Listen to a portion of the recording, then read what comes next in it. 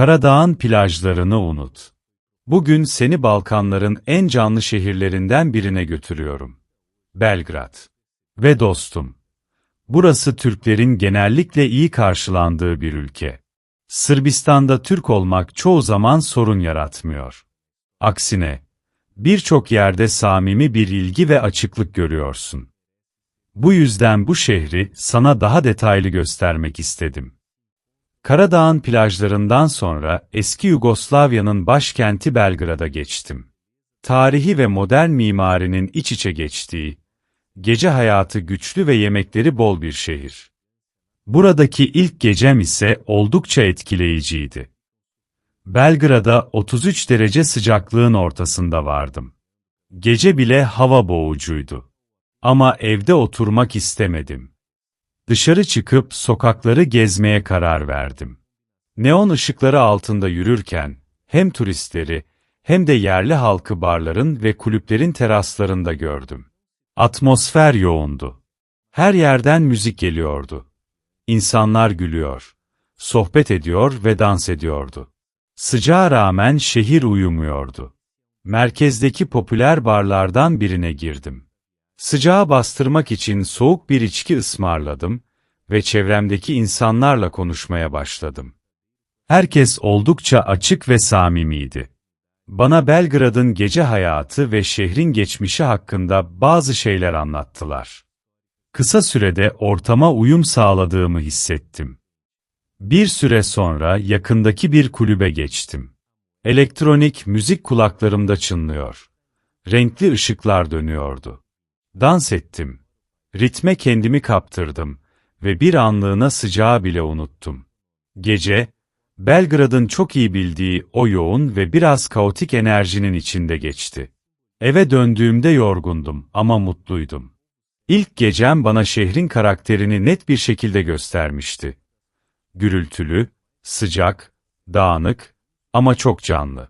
Eğer bu tarz filtresiz seyahat anlatımlarını seviyorsan, şimdi abone ol. Böylece sonraki destinasyonları kaçırmazsın. Belgrad'da dolaşırken dikkatimi çeken bir başka şey de, Sırp milliyetçiliğinin sokaklarda ne kadar görünür olduğu oldu. Her yerde bayrak var. Ulusal bayraklar, spor takımlarının bayrakları. Pencerelerde, binalarda, sokak köşelerinde dalgalanıyorlar. Bu bayraklar sadece kumaş değil. Bir halkın gururunu, direnişini ve kimliğini anlatıyor. Sırplar geleneklerine, müziklerine, yemeklerine ve geçmişlerine oldukça bağlı. Bu aidiyet duygusu günlük hayatın birçok detayında kendini gösteriyor. İnsanların ülkelerinden bahsedişlerinde, şarkılarda, sohbetlerde ve tabii ki her yerde gördüğün bayraklarda bu hissi net şekilde fark ediyorsun. Oldukça belirgin, bazen abartılı bile duran ama şehrin kimliğinin bir parçası olan bir gurur bu. Dostum, eğer Balkanları keşfetmeyi planlıyorsan, Belgrad'ı listenin üst sıralarına yaz. Gece hayatı güçlü. İnsanlar genellikle açık sözlü ve Türk ziyaretçilere karşı olumsuz bir tavır nadiren çıkıyor. Bu tarz videoları beğeniyorsan like atmayı unutma.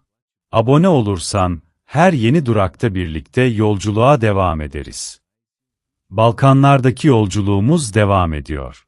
Yolda daha birçok sürpriz olacak.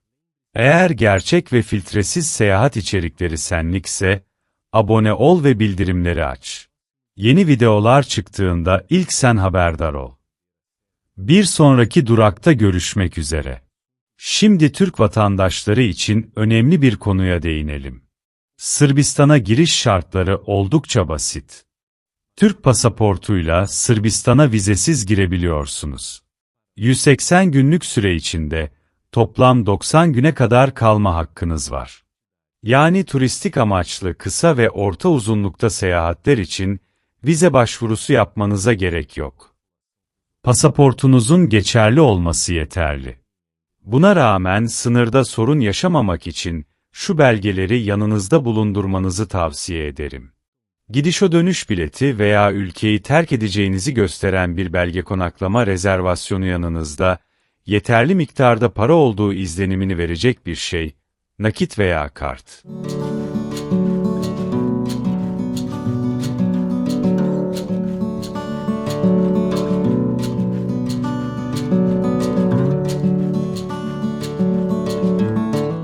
Genellikle bu belgeler soruluyor. Özellikle havalimanında. Hazırlıklı giderseniz giriş sorunsuz oluyor. Peki neden Belgrad ve Sırbistan Türkler için cazip bir destinasyon? Birincisi, vizesiz olması büyük avantaj. Schengen girmek için uğraşmanıza gerek kalmadan Avrupa tadında bir şehir deneyimi yaşayabiliyorsunuz. Üstelik buradaki günleriniz Schengen hakkınızdan düşmüyor. İkincisi, fiyatlar Batı Avrupa'ya göre çok daha makul.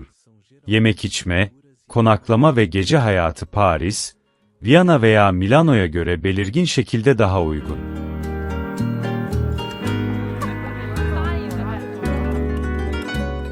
Üçüncüsü, İstanbul'dan uçakla sadece 1,5 saat civarı sürmesi. Kısa bir kaçamak için bile ideal mesafe. Dördüncüsü, gece hayatı gerçekten hareketli.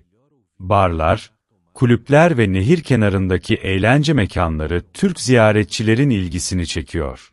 Son olarak, genel olarak Türk misafirlere karşı olumsuz bir tutumla karşılaşmak pek yaygın değil. Tabii her yerde olduğu gibi dikkatli olmak lazım, ama genel hava açık ve samimi.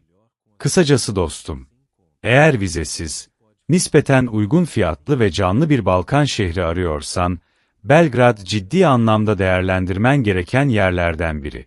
Sırbistan denildiğinde birçok kişinin aklına önce Belgrad, gece hayatı ve Balkanlar geliyor.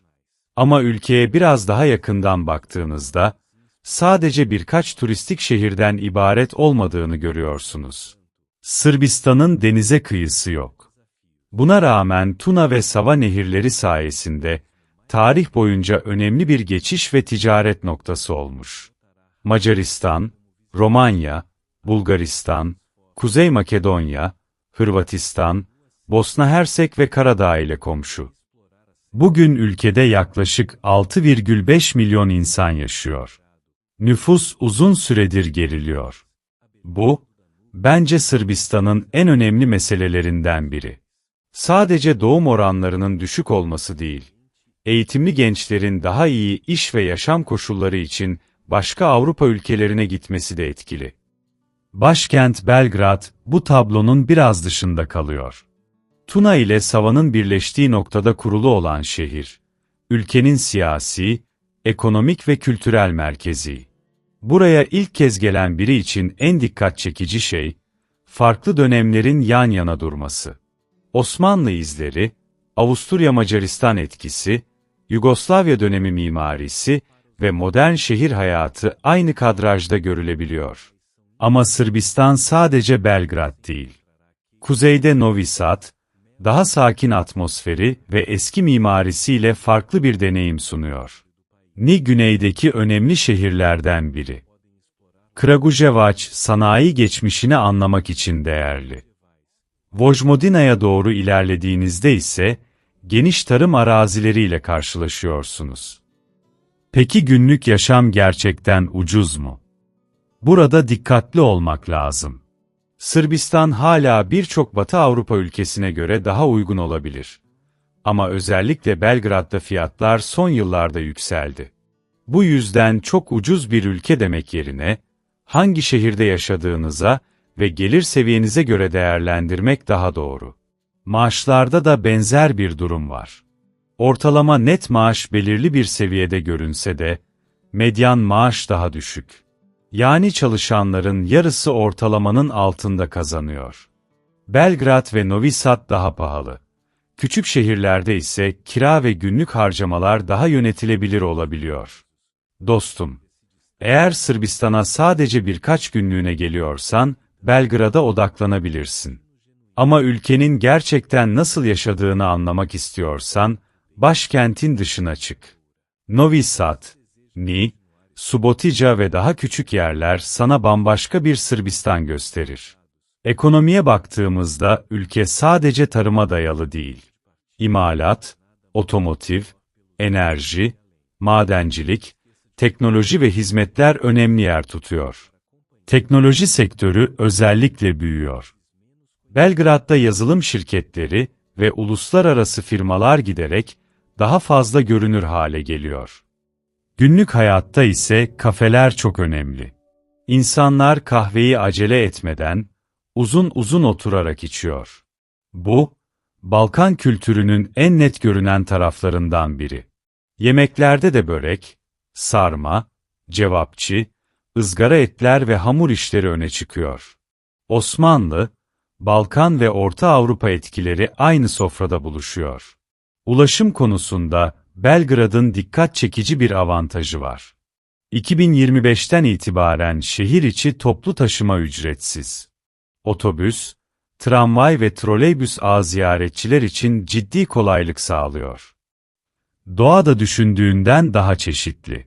Kuzeyde ovalar, güneye gittikçe dağlık alanlar artıyor. Kopaonik ve Zlatibor kış turizmi için bilinen bölgeler. Benim açımdan Sırbistan'ın en ilginç yanı tam olarak bu çeşitlilik. Sadece Belgrad'a bakarsan, ülkenin küçük bir parçasını görmüş olursun. Peki gitmeye değer mi? Bence evet. Özellikle Avrupa'nın daha az konuşulan tarafını görmek isteyenler için. Ama buraya sadece Belgrad'da 2 gün geçirip dönersen, eksik bir fikirle ayrılırsın. Daha uzun bir rota yap, başkentin dışına çık, farklı şehirlerde zaman geçir. Sırbistan ne sadece ucuz bir Balkan ülkesi, ne de sadece Belgrad'ın gece hayatından ibaret. Asıl hikaye, gelenek ile modernleşmenin aynı anda yaşanmasında. Eğer bu tarz videoları beğeniyorsan like atmayı ve abone olmayı unutma. Burada sadece meşhur yerleri değil, daha az bilinen ülkeleri de gerçek haliyle göstermeye çalışıyoruz. Bir sonraki durakta görüşmek üzere.